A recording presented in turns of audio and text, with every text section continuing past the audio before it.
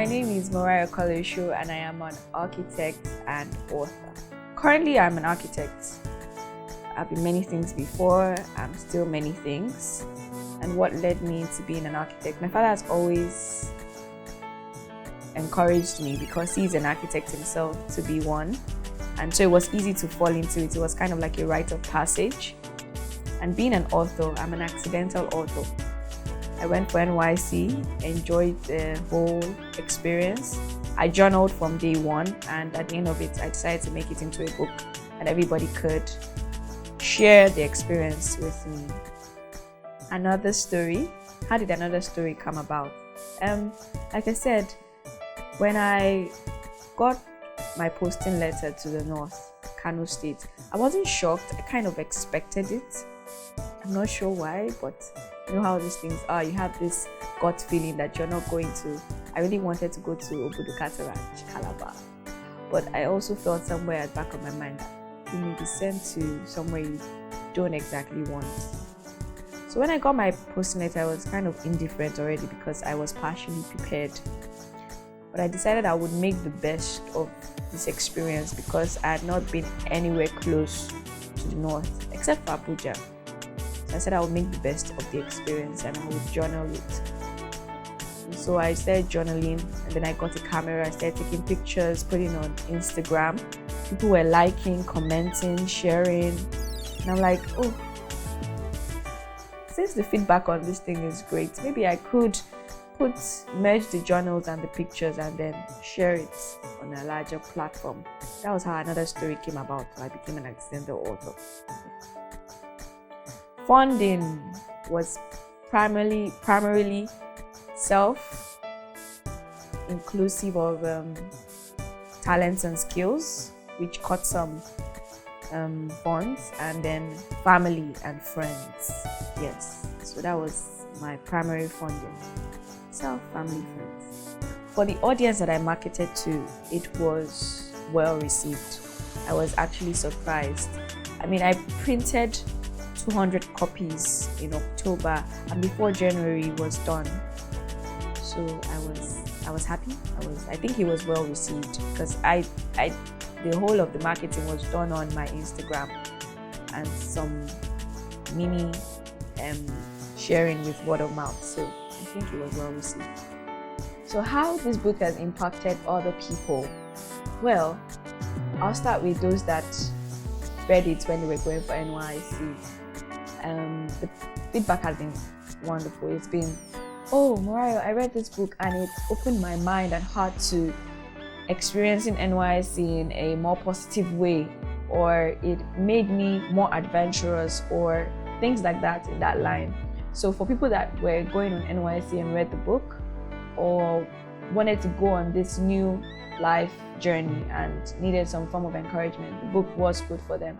And for people that had done NYSC or people that just read the book as a way to support me, they were like, we learned a lot from this. We learned that you can be courageous. We learned that you don't have to be, you go to things with an open mind, with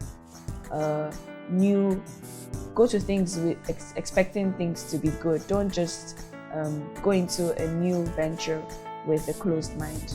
So I think it's generally been an encouraging piece for people.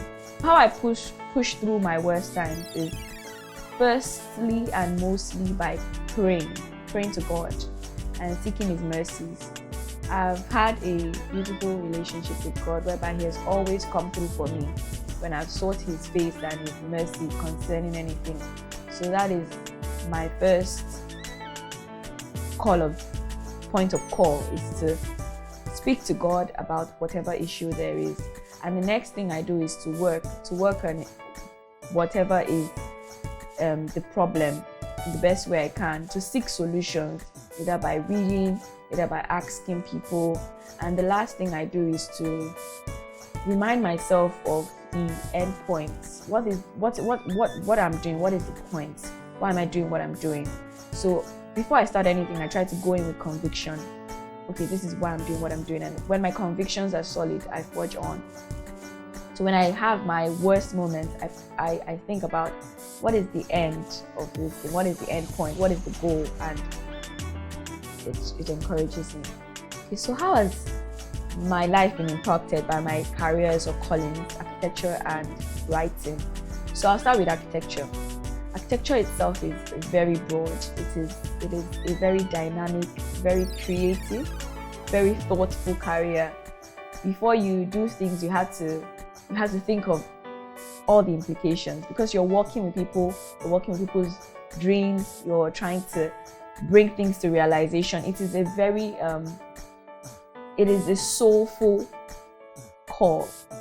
You have to go deep to come out, and then you still have to be scientific about things. You have to be mindful of measurements, mindful of budgets, of finance. You have to be mindful of other people and other people's perspectives. So it has impacted my life. It's a very deep and dynamic course or path that I don't even know how I can explain it to you, but for me it's been enriching. And for writing, storytelling, I think I love stories, and I think anybody can relate with stories. So for me, it has made me more careful about life, more careful to listen to the stories, which is what we are about really. Everybody has a story, a very important message to tell. Everybody is some form of story. Everybody comes from somewhere. So both careers met together just make me mindful of the details of life, of the stories in life, of how everything you're doing has an implication and has a message that can be told. As a young entrepreneur, my core value is giving value for money. I want anybody that picks up my product, picks up my work, to say, oh my God, this is more than I paid for. This is value for my money. And that pushes me. That makes me give my best to whatever I'm doing. I want you to pick up my book and want to do better for yourself. I want you to pick up my work and want to do better for yourself. I want to give you value for your money. I want you to be happy that, oh, I got that. I think the most unique thing I can bring to anything I do, architecture or storytelling, is myself, is my history, is my background, is my relationship, is who I am currently. That's the most unique thing, because I am unique. There's nobody like me. There's nobody that thinks the way I think. And those things have been shaped from my background. Those things have been shaped from the relationships I have. Those things have been shaped from the colleges and schools I went to. And you can see those things. For instance, when I was doing another story, I had to add photography, which is a part of me. And definitely the way I take pictures is different from the way any other person takes pictures or sees things. But I also had to add some graphics, animation in the book, because I love cartoons. And those little spices, some people said, oh, it's too much. Some people said, oh, it made the book richer. Because when I was growing up, I loved Enid Blyton. I hated books where you had to read without seeing, pictorial things that told the story. So those things, they're not exactly unique. They're not exactly different from what any other person has done. But when I add them to my story, when I add them to my brand, when I add them to what I do, it makes my own brand unique. It makes what I am selling or what I am giving unique. Because I haven't seen any Nigerian book that is talking about something serious, a memoir, having pictures and graphics inside. I don't even know if I've seen a book like that. Because of my own unique background, I bring all those things with me, and you can see them. Even in my architecture, you can sense a bit of me. You can sense who I am in the details, in the way I put things together. You can feel it, you can see it. So I believe my unique selling point in myself. As an entrepreneur marketing my book, I am having challenges in that, okay, so I'm working full time and I'm also trying to sell this book, and I'm trying to do it by myself because I don't even know if I have time to go through. I've tried to publish through, other brands, but the brand I went to meet says because it's a memoir, I have to fund it myself. So funding, marketing, if you're a young person and you're not, you don't have so much money, you have to have skills, you have to have people that are working with you. You have to have some money, definitely. You can't just say you're self-publishing and you think it's going to be a ride in the park. You have to have some money.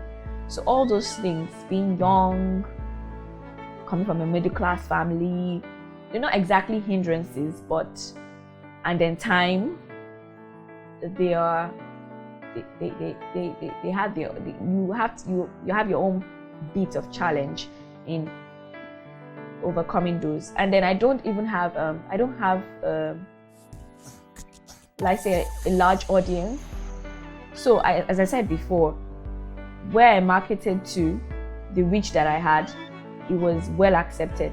But I'm sure if I had a larger audience, it would have been easier to market my book. If I think of one experience that best prepared me for the things that I'm facing now, I would go way back to when I was in secondary school, SS1, and I had to change schools. So the formal school that I was in, for some reason, we didn't have a math teacher. And then I moved to this new school, and then my math teacher was badass. It was really good. And as a new student, people want to gauge you. They want to know, how good you are. And then he asks me this series of questions, and I'm like, I don't know. And I'm saying I don't know, not even in a timid way where I'm very arrogant, like, I don't know. And it's like, you're a dullard. You're a purpose dullard. And one thing, it hurt me, but one thing I did was to peep the textbook that he used to teach us. And then I went back home and I told my parents that I want you to get me this textbook. And in about a term, I don't know, that's like 3 months, every night I would burn the candles and I would read this textbook until I finished the entire textbook. And when I was moving to the next term, I was one of the most badass math students in class. And it was like, how did this happen?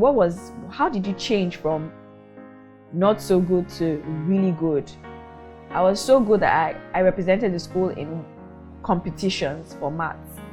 And so that experience taught me that first of all, you don't let names that you don't want to be called, don't let any names stick. Don't wallow in self-pity. Don't take rejections or no's as the final say.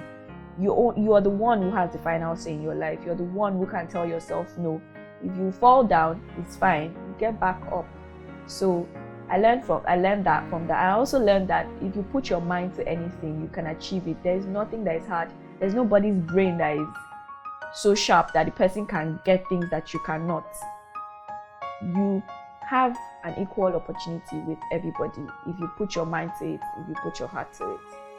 That's what I learned from that. And it prepared me. When I had to do my book, I had to learn softwares to put it together. I would sit down and I would learn it. I don't take criticisms too well because I'm a very self-confident person. But when I do get them and when I do know that it's coming from a good place, I go back and I work on them. And I try to better myself in respect to the criticism that I've been given as much as I can. How do I improve my brand? I'm a sponge. I copy and I study and I try to affiliate myself with brands and people that do the kind of thing that I want to do. I'm a sponge. That's how I improve myself.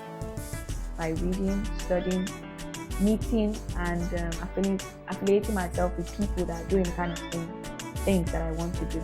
How do I stay relevant? That question is quite interesting.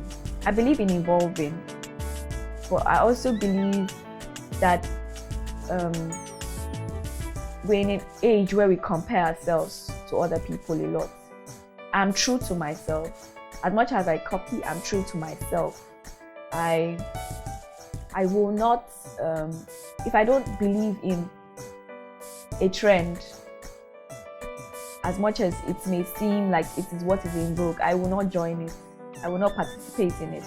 So I would say I believe very much in personal evolution, in reading, in improving yourself by attending courses, going for programs, studying, meeting people.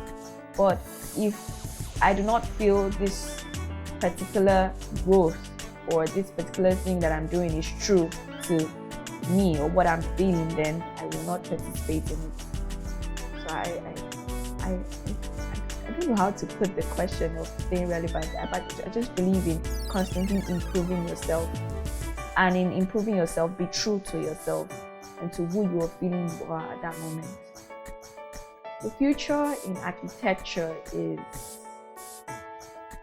dynamic. The future in architecture is, especially in Nigeria, is bright. I believe we're going to move more into automation with time, because the world is moving into that. The trends of other worlds is more automation, is doing things easier, is excellence. So I believe in Nigeria, in my field in Nigeria, we're going to move more towards that. We're going to move more towards more creative building solutions. So I believe the future in writing, writing has influenced a lot of world changes in times past. It has influenced people's imaginations. It's influenced people's imaginations to the point of creation. So I believe writing will continue to evolve. It will continue to come from a place of depth and originality that will spur on different world changes. I believe writing will influence more. People will write just to write, and people will make them into movies. Thanks to technology, there's this platform where more people are coming in to write. There are more voices, there are more stories. So I believe in that field, writing necessarily may not change, but we may have more voices, we may have more writers, more intelligent pieces that will influence world change. Growing up as a Nigerian, you had its own fair bits of challenges, but I think there were lots of advantages. Growing up in a society where there was this co-teaching, co-raising, everybody is raising you, everybody is looking after you, made you have this sense of community. And there was a resilience to the typical Nigerian youth because of the conditions in which you grew up in. We grew up hustlers, and because of that, no matter where you threw us, it's easy for us to survive and to excel. I also think the respectful part of the Nigerian youth aids in balancing the society. We're quite respectful. We're also quite ingenious because of the conditions in which we grew up into. It's easy for the Nigerian youth to convert or to change things or to be something. You see someone studying English and becoming an HR manager. We're very resilient. I also think because we're in this lax environment in terms of the law, it's easy for the Nigerian youth to move into other facets, like I said, to change, to become a photographer, to become a creative.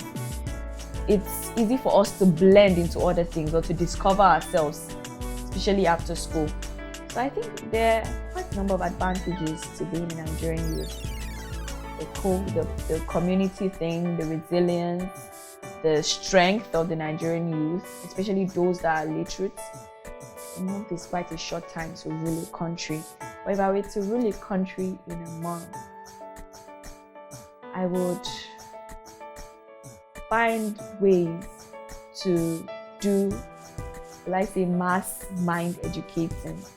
I would explore ways, I would research ways, and I would try to put in place things that can, or implementations that can, or ideas or solutions that can help do like a mass mind education. If I can rule the country for 1 month, I would bring in place or put in place structures that would enhance mind education for the Nigerian people. Why would I do that? Because I think a lot of people are not literate, and it's one of the reasons why we're backwards in this country. For me, I believe education is one of our strongest ills as a nation. If more people were literate, if more people could think and could see, because knowledge is actually power, then some of the things that we're suffering from, some of the things that are enticing to us from our politicians it won't be such a big deal. If we could see the end goal, that as a nation, if you had this, then we wouldn't be so easily buyable. We wouldn't be so easily swayed. It won't be so easy for us to sell ourselves and sell our future for peanuts that knowledge can gain for us. The advice I have for you or anybody that is going into a business or wants to start anything is, first of all, research, read, ask questions, meet people that have done it before, and just like a sponge, like I said, just squeeze in as much as you can. And the next thing will be, don't be afraid. Believe in yourself. Don't just be afraid. You can do it. If somebody else has done it before, then you can do it, and just go for it. And if nobody else has done it before, and you have that gut feeling that you can do it, then do it as well.